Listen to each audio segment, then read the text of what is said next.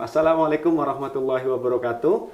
Kembali lagi dalam podcast Ramadan bersama saya Ahmad Faiz dalam rangka Semarak Ramadan PWNU DI Yogyakarta dengan tema Ramadan Rahmah menuju Masyarakat Maslahat tahun 2025.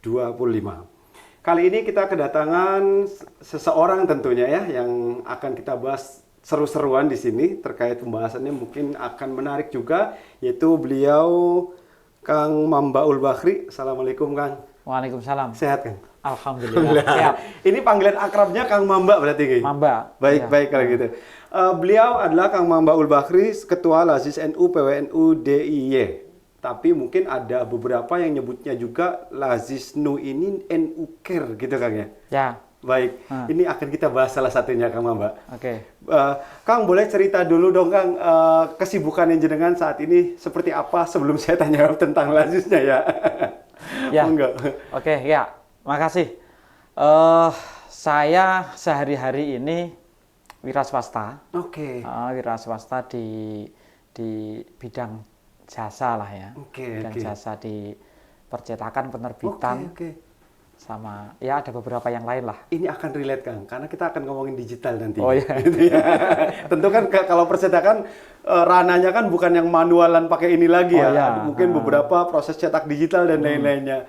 Oke, Kang, saya izin tanya terkait terutama tema yang kita bahas kan jenengan dari Ketua Lazis NU DIY ya. Beberapa hal misalkan Lazis NU di DIY ini perannya seperti apa? Karena kalau kita lihat mungkin ada Lazis pusat dan sebagainya, sedangkan Lazis NU yang di DIY sendiri perannya seperti apa, Kang? Ya, Lazis NU DIY itu kan menjadi perpanjangan tangan dari Lazis PBNU. Oke. Jadi secara legal kami ini adalah menjadi kepanjangan tangan dari Lazis PBNU. Oke. Maka Lazis NU itu memang memiliki 3 SK. SK pertama adalah penunjukan pengurus Lazis NU DIY oleh PWNU. SK yang kedua itu SK pengesahan sebagai perpanjangan tangan dari Lazis PBNU sebagai pemilik sah dari legalitas yang diberikan oleh negara. Oke, karena penting Kang ya terkait amil ya nantinya. Nah, ya. ini nanti terkait dengan apakah kami ini termasuk amil atau bukan. Karena gitu. ini isu ini setiap tahun selalu dibicarakan setiap ya. tahun selalu muncul. Iya. Nah, Oke. SK ketiga itu yang diberikan oleh Kanwil Kemenak Daerah Istimewa Yogyakarta untuk izin operasional di wilayah Daerah Istimewa Yogyakarta. Oke, baik. Jadi saya punya 3 SK, tapi tidak ada yang bergaji. Nggak ada yang bisa sekolah, Kang. Nggak ada yang bisa diagunkan. Baik. Nah, Kang, tadi sempat di awal kita sudah mention terkait kita kalau browsing itu kan beda-beda ya.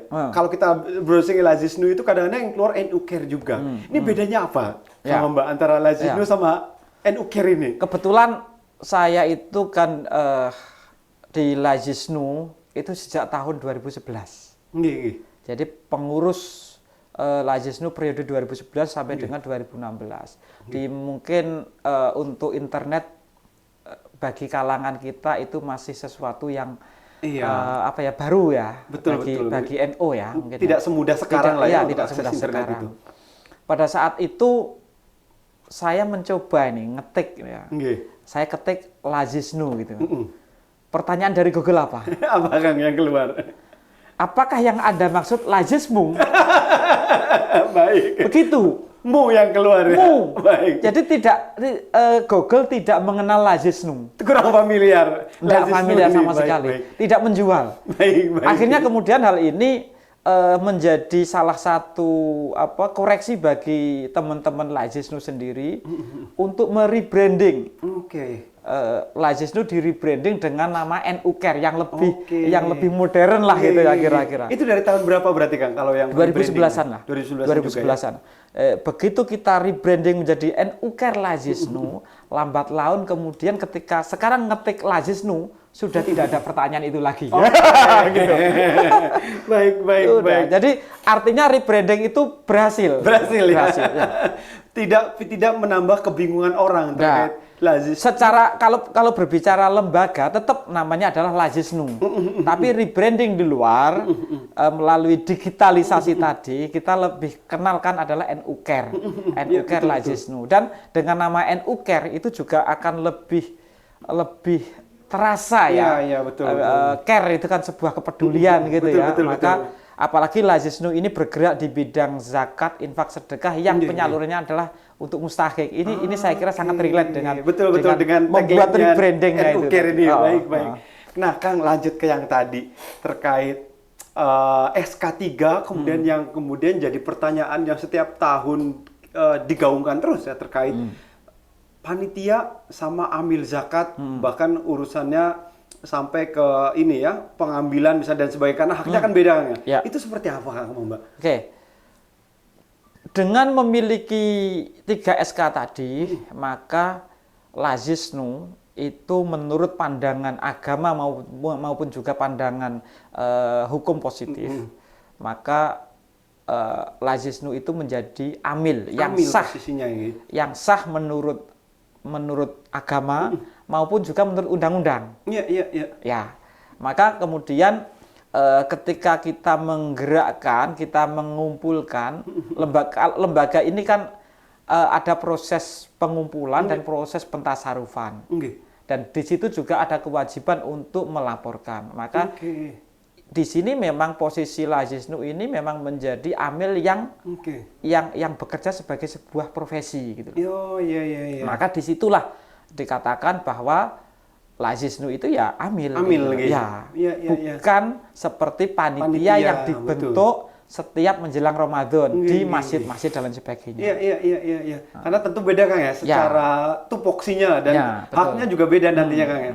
Di situ nanti kita juga akan memberikan solusi kepada takmir masjid yang selama ini di SK ditunjuk oleh takmir masjid untuk mengelola zakat infak sedekah. Jadi kita punya mekanisme, punya tata kelola di mana mereka itu bisa menjadi amil secara resmi dan mendapatkan SK dari Lajisnu. Kami sebagai lembaga yang sudah disahkan oleh pemerintah, maka kita juga bisa memperpanjang jejaring kita melalui masjid-masjid tersebut. Dan kita juga akan melakukan pembinaan. Supaya mereka tidak hanya melakukan kegiatan ini hanya pada bulan Ramadan saja. Jadi tetap terus dilanjutkan di bulan-bulan selanjutnya sebagai bulan selanjutnya, betul ya. Bukan cuma panitia zakat di Ramadan akhir itu kan. Oke. Nah, Kang, kan seiring berjalannya waktu jenengan dari 2011, 2016 mungkin eranya masih tidak terlalu familiar dengan internet lah ya. Kalau sekarang kan kita udah apa-apa digital nih. Pembayaran digital, orang zakat infak istilahnya bukan lagi seiring perkembangan waktu lebih simpel orang bayar zakat itu lewat transfer, kris dan sebagainya. Menyikapi itu Kang, kira-kira seperti apa sih Kang tanggapan masyarakat itu terkait pembayaran zakat yang melalui online lah ya atau lebih digital? Apakah masyarakat menyambut itu dengan antusias atau masih proses mengenalkan seperti apa? Jadi saya kira dengan era digital ini kita juga mau tidak mau mengikuti perkembangan zaman. Jadi kita pun menyiapkan hal itu. Jadi kita menyiapkan platform digital sebagai kanal pembayaran zakat. Dan ini sebenarnya juga tidak hanya berbicara soal zakat. Jadi di situ ada infak, ada sedekah, di mana orang itu cenderung menggunakan platform ini untuk menyalurkan donasinya. Misalkan untuk kebencanaan, misalkan untuk kesehatan. Maka ketika kita mendapatkan informasi terkait dengan kebencanaan dan lain sebagainya, maka kita buatkan campaign. Nah, campaign ini yang kemudian kita sebarluaskan kepada masyarakat. Dan orang bisa berdonasi hanya dengan Rp1.000, Rp5.000, Rp10.000. Artinya ini menjadi jangkauannya menjadi lebih luas lagi. Iya. Secara kuantiti bisa ke seluruh aspek masyarakat kayak. Betul. Tidak hanya kalau kita berbicara saya adalah Lajisnu DIY, itu kan teritori saya secara offline itu kan hanya DIY saja. Iya, betul. Dengan digitalisasi seluruh dunia. Iya. Jadi siapapun bisa. Iya. Selama saya memiliki program yang baik, yang saya kenalkan, yang saya sebarluaskan, Dan ketika orang bersimpati dengan program yang saya buat ini, maka siapapun bisa berdonasi. Berapapun rupiahnya juga bisa disalurkan. Iya, dan lebih mudah, Kang ya. Jelas. Tidak perlu datang langsung ke lokasi, nitip ke siapa. Sekarang mungkin metodenya lewat QR, udah bisa langsung payment atau nomor rekening tertentu biasanya. Oke. Nah, Kang, saat ini untuk platform sendiri yang digunakan di Lazisnu DIY sendiri pakai apa saja, Kang? Apakah mungkin platform dalam arti dari mulai penyebarannya apakah melalui media sosial termasuk atau website tertentu atau seperti apa? Ada 2 metode ya. Ada yang internal, ada yang eksternal. Oke. Apa ini bedanya, Kang? Eksternal. Sebenarnya sama-sama digital gitu. Sama-sama digital. Kalau yang internal, kita punya website yang namanya jogjanuker.id. Oke. Kalau yang eksternal, kita bisa menggunakan WeCare, kita bisa menggunakan kitabisa.com, kita bisa menggunakan platform-platform lainnya untuk mengajak masyarakat berdonasi. Jadi yang eksternal ini ya milik orang lain, milik orang lain, tetapi secara jangkauan memang mungkin lebih luas ya, karena dia sifatnya umum, misalnya seperti kitabisa.com gitu ya. Lah kalau yang internal ini itu juga sama persis sebenarnya seperti kitabisa.com, tapi ini yang dikelola seluruh adminnya, semua sistem itu ada di dalam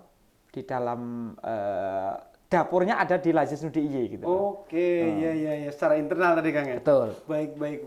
Kalau alasan tersendiri nih, Kang Mbak, apa sih alasan Lazisnu DIY terutama ya mengadopsi platform digital sebagai salah satu sarana untuk berdonasi misalkan? Apakah karena lebih mudah dijangkau atau memang eranya, Kang? Kita tidak meninggalkan yang tradisional. Oke, tetap ada ya. Apalagi warga NU itu juga masih banyak yang di desa-desa gitu ya. Yang mungkin kalau berdonasi atau menyumbang itu bahkan mungkin tidak mau namanya disebut. Hamba Allah biasanya. Hamba Allah gitu ya. Kalau sekarang di era digital itu biasanya ditulis bukan hamba Allah lagi, orang baik. Orang baik. Namanya begitu, orang baik gitu. Nah, dulu kita nyebutnya hamba Allah gitu ya. Nah, ya saya kira dua-duanya tetap kita lakukan sebagaimana jargon NU, tetap merawat sesuatu tradisi lama yang baik sambil terus kita berkembang mencari sesuatu yang lebih baik lagi. Saya hafal nih, Kang. Apa? Al-Mauqafah dan al-Qadimi Sholih waktu bil jadilah aslaka itu ya. Betul.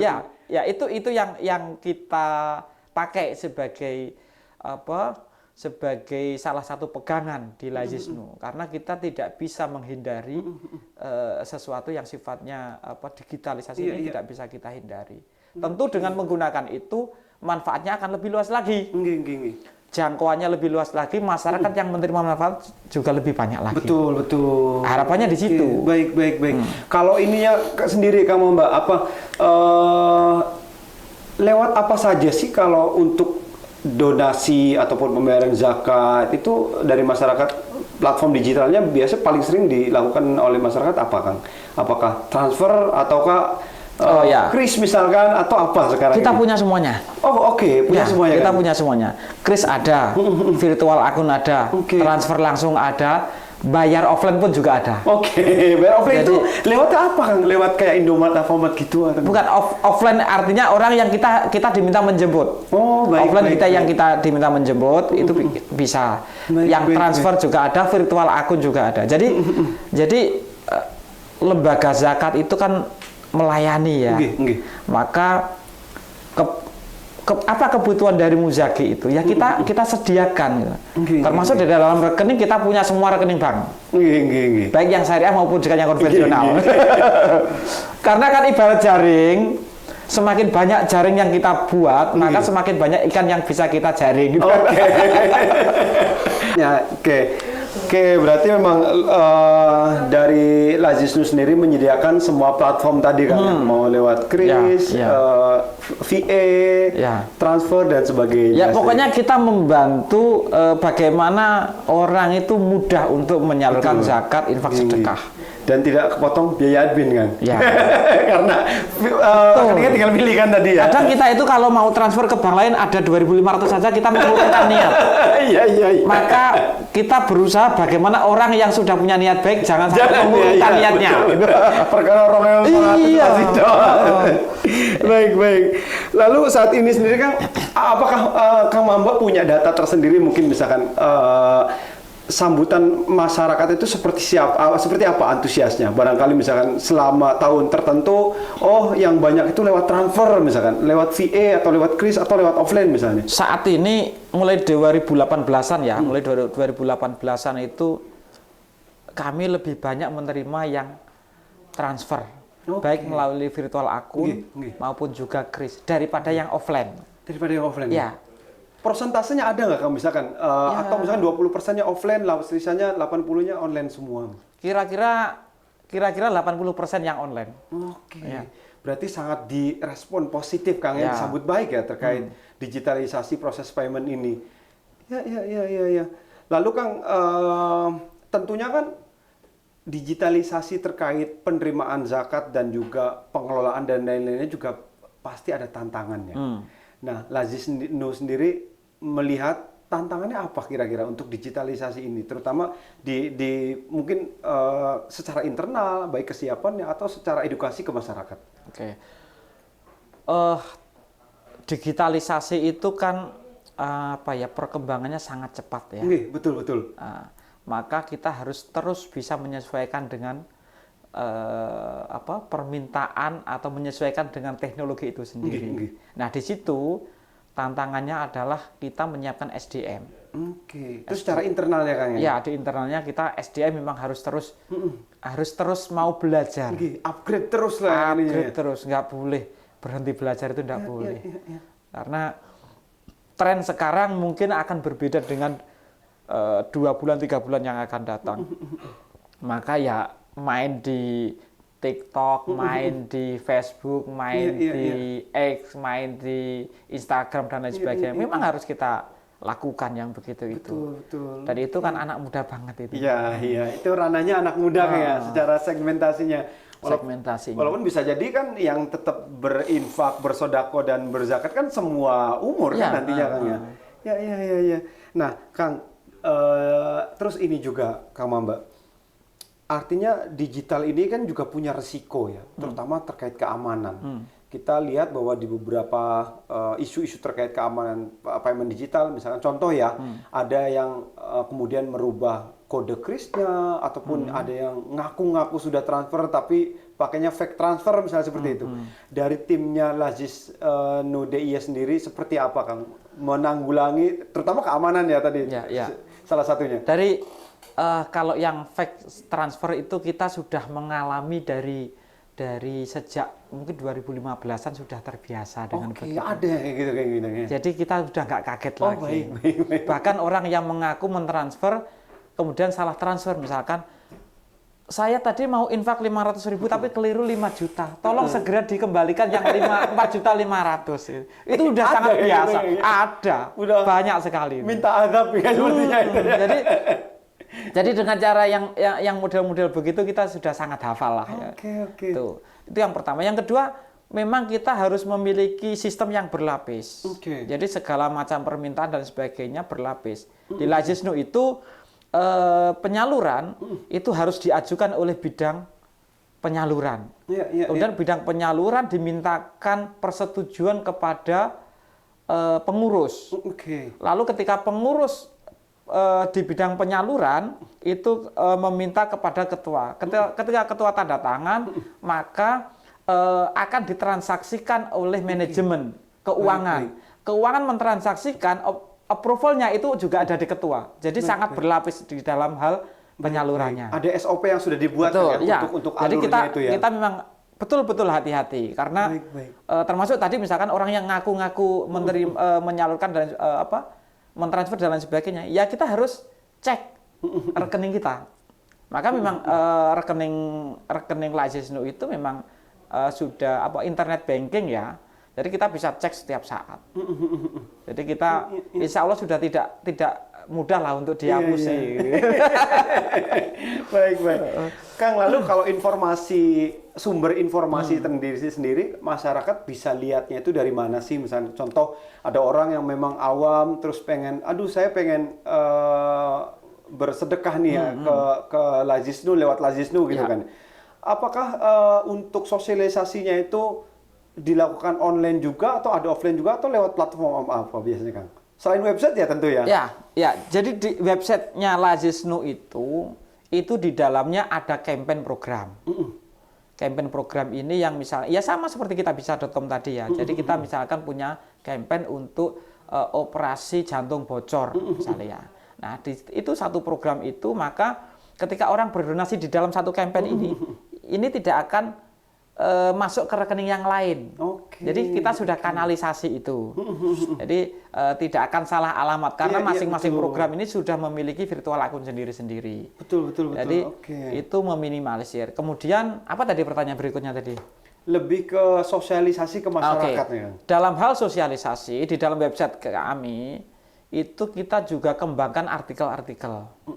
Jadi ketika orang itu mencari informasi terkait dengan zakat, dengan infak, dengan program, ngetik, harapannya dia bisa nyantol di website kita. Betul. Dari situ ada edukasi yang bisa kita, orang bisa mencari informasi dari artikel-artikel tersebut. Ketika mengenal website ini, dia dapat ilmu dari situ. Kalaupun dia juga mau mengimplementasikan, kita ada kanal yang untuk jalur-jalur pembayaran tadi, baik untuk yang zakat ini, untuk yang infak ini, untuk program kesehatan ini, pendidikan ini, kita siapkan semuanya. Ada 5 pilar program di Lazisnu. Apa saja itu, Kang? Boleh ceritain sedikit? 5 pilar program itu ada di bidang ekonomi, kemanusiaan, kemudian pendidikan, kemudian kebencanaan, apalagi tadi ya satunya 5. Kesehatan. Nah, jadi muzaki, munfik, atau orang yang mau berdonasi pun juga bisa memilih. Sesuai dengan mau kemana uang saya itu mau tak kemanakan gitu loh. Jadi misalkan kalau orang-orang yang bekerja di bidang kesehatan mungkin akan lebih respect ketika dia menyiapkan untuk program kesehatan. Guru, dosen dan sebagainya mungkin akan lebih respect ke program untuk beasiswa pendidikan. Ya, makanya kita buat semua program itu. Jaringnya kita lengkapi. Tinggal pilih mau yang mana gitu kan. Oke. Nah, sejauh ini kan istilahnya tadi dari Lazisnu DIY terutama sudah menyiapkan semua lah persiapannya ya, Kang ya. Persiapan ini dan sebagainya. Nah, adakah dari pemerintah dukungannya itu, Kang? Dan kalaupun ada, berupa apa sih dukungan pemerintah terkait program-program Lazisnu ini? Selama ini gini, jadi malah kami ini beberapa kali diundang oleh Bapeda DIY. Jadi dari yang diundang itu Lazisnu gitu ya. Berbicara soal kemiskinan ekstrim di DIY. Jadi karena apa? Ternyata kontribusi lembaga-lembaga zakat untuk mengatasi kemiskinan yang ada khususnya yang ada di DIY ini, ternyata juga pengaruhnya juga lumayan gitu. Lumayan gitu ya. Karena kaitannya penyaluran dengan kesejahteraan masyarakat. Betul, ya, karena masyarakat yang sebenarnya ternyata tidak terjangkau oleh pemerintah, baik yang nggak dapat BLT dan lain sebagainya. Data-data yang di pemerintah pun masih kadang juga sumir ya. Nah, kita ini sebenarnya malah menjadi jangkar. Ya. Jadi masyarakat yang belum tercover oleh pemerintah ini kemudian bisa dibantu oleh Lazisnu. Artinya dengan pemerintah, entah itu Bapeda ataupun Dinsos dan sebagainya, ada koordinasi dan regulasi di sini. Ya, kami ketika diundang itu juga kita menyampaikan apa saja program kita dan tentu ini adalah sebenarnya juga dalam rangka membantu pemerintah gitu loh. Membantu pemerintah di dalam pembangunan di daerah istimewa Yogyakarta. Biar tidak tumpang tindih kan nantinya antara regulasi di Lazisnu dengan pemerintah yang mungkin sama-sama concern terkait bantuan dan sebagainya. Ya, saya kira kan untuk meminimalisir tumpang tindih itu ya salah satunya memang lebih tepat ke Lajisnu. Begitu. Kenapa? Demikian, Kang? Karena NU memiliki jejaring sampai dengan di akar rumput. Oke. Sampai dengan di anak ranting. Anak ranting itu kan tingkatnya dusun. Betul, betul. Maka validasi kami, saya meyakini cukup valid. Oke. Bisa menjaring semua kayak. Ya, bahkan beberapa kali misalkan, mungkin juga sempat dengar ya, misalkan, oh orang ini sudah dapat BLT, ini dapat ini dan sebagainya. Sementara ini yang lebih tidak mampu ternyata nggak dapat dan sebagainya. Lah, NU melalui Lajisnu yang ada sampai dengan struktur NU di tingkat anak ranting tadi, kita memastikan bahwa yang bersangkutan memang betul-betul orang yang membutuhkan. Oke. Dan valid, Kang, ya, karena urusannya bisa dilihat sama tetangga kanan kiri ya sebagai. Ya, kita di dalam mensurvei pun kita tidak hanya menanyai yang bersangkutan. Karena kalau yang ditanya yang bersangkutan pasti akan melas terus. Gitu. Iya aja gitu kan. Mau dikasih iya. Yang kita tanya tetangganya juga. Iya. Termasuk mungkin takmir masjidnya yang bersangkutan ini rajin nggak ke masjid gitu kan. Oke, layak nomor voter iya, layak apa itu tidak ya. Dan sebagainya. Siapa tahu rumahnya biasa aja, anaknya punya helikopter. Oke. Terakhir, Kang Mamba, saya pengen nanya terkait ini ya. Mungkin lebih ke pesan sih kita butuhkan. Barangkali ada yang mau disampaikan ke para pemirsa terkait zakat, terutama ini kita mendekati zakat fitrah ya. Tapi juga tidak menutup kemungkinan ada harus bayar fidyah, ada yang harus bayar zakat malah karena sudah 1 tahun misalnya. Barangkali ada pesan yang mau disampaikan spesial buat pemirsa. Silakan. Ya, Bapak Ibu semuanya, ini menjelang di 10 hari terakhir ya. 10 hari terakhir bulan Ramadan 2025. Jangan lupa bagi yang mau membayarkan zakatnya, baik itu zakat mal, zakat fitrah, mungkin juga fidyah, maupun juga berdonasi untuk kegiatan-kegiatan yang lain, silahkan kunjungi website kami jogjanuker.id dan kita memastikan amanah yang Bapak Ibu berikan kepada kami akan kita salurkan kepada yang berhak dengan sebaik-baiknya dan memberikan manfaat yang sebesar-besarnya, seluas-luasnya bagi masyarakat di daerah Istimewa Yogyakarta. Baik, siap. Kamu Mbak, terima kasih banyak sudah menyempatkan waktunya. Semoga Lajisnu DIY semakin maju, semakin lancar, dan tentunya kamu Mbak sehat terus. Semoga kita bisa ketemu lagi di sisi lainnya. Demikian para pemirsa Nahnul TV dimanapun Anda berada, kita sudah berbincang tentang zakat, terutama ranahnya digital tadi ya dengan Kang Mamba dari Ketua Lajisnu DIY Yogyakarta. Dan insya Allah tentu informasi yang sudah beliau sampaikan ke kita semua akan jadi informasi yang penting yang memudahkan kita untuk proses penyaluran zakat kita sebagai orang yang diwajibkan untuk zakat. Demikian, terima kasih banyak. Sampai ketemu di podcast selanjutnya. Wassalamualaikum warahmatullahi wabarakatuh. Waalaikumsalam warahmatullahi wabarakatuh. Siap, terima kasih Kang Mamba.